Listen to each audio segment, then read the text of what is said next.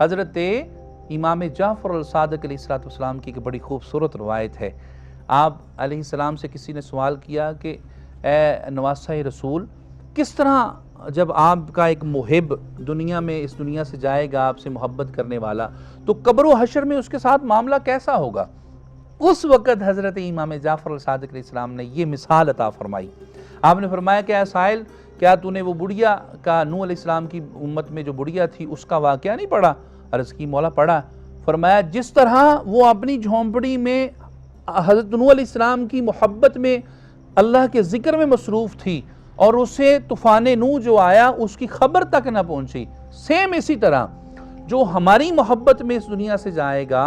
اعمال صالحہ کے ساتھ، وہ قبر و حشر میں جب جائے گا تو اسے اسی طرح خبر بھی نہ ہوگی کہ اللہ کا عذاب آیا، قبر کا معاملہ ہوا، برزخ کا معاملہ ہوا، حشر کا میدان آیا، صراط کا میدان آیا، میزان کا معاملہ ہوا، سب کچھ گزر جائے گا، اسے خبر بھی نہ ہوگی، وہ ہماری محبت میں مصروف ہوگا، اللہ رب العزت ساری منازل عطا فرما دیں گے۔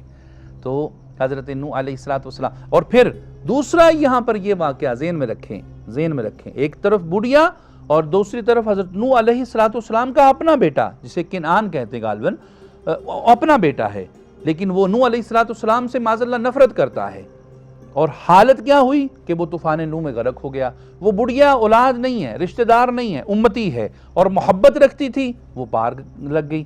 اب یہاں پر یہ دونوں چیزیں ذہن میں رکھی ہیں، وہ سادات جو اپنے آباء و اجداد کے ذکر سے جلتے ہیں،